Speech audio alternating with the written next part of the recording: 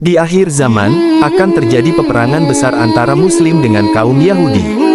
Saat itu semua pohon yang dijadikan tempat persembunyian Yahudi akan memberitahu keberadaan mereka, kecuali pohon Garkat. Kisah ini termaktub dalam hadis yang diriwayatkan Abu Hurairah radhiyallahu anhu.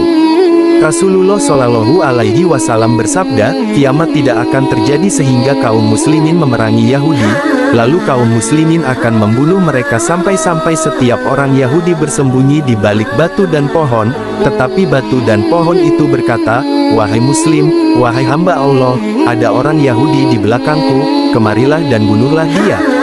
Kecuali pohon Garkat karena ia adalah pohon Yahudi, hadis riwayat Muslim. Muncul pertanyaan, tanaman seperti apa pohon Garkat itu?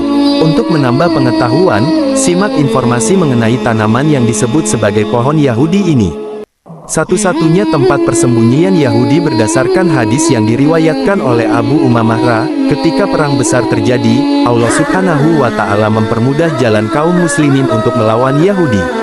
Bahkan semua ciptaan Allah, baik makhluk hidup maupun benda mati akan bersaksi, maka tidak ada satupun ciptaan Allah yang dijadikan tempat persembunyian Yahudi, melainkan Allah jadikan ia berbicara, baik batu, pohon, tembok maupun hewan. Apabila dihubungkan dengan hadis sebelumnya, pohon Garkat adalah satu-satunya makhluk Allah yang membisu. Alhasil, pohon ini merupakan satu-satunya tempat persembunyian kaum Yahudi. Hingga kini ciri-ciri pasti dari pohon Garkat masih menuai perdebatan. Sebagian orang menyebut Garkat merupakan spesies tanaman Lycium sawi yang masuk kategori semak belukar. Nama lainnya adalah Lycium arabicum boas atau Arabian boxton. Tanaman ini ditemukan di seluruh jazirah Arab dan tingginya dapat mencapai 4 meter. Karena beradaptasi dengan lingkungan gurun, cabang-cabangnya ditumbuhi duri. Ada pula yang mengatakan bahwa Garkat adalah Nitraria retusa.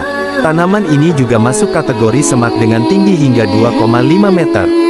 Rantingnya berbulu ketika muda, menghasilkan bunga kecil berwarna putih atau hijau, dan buah merah kecil yang bisa dimakan.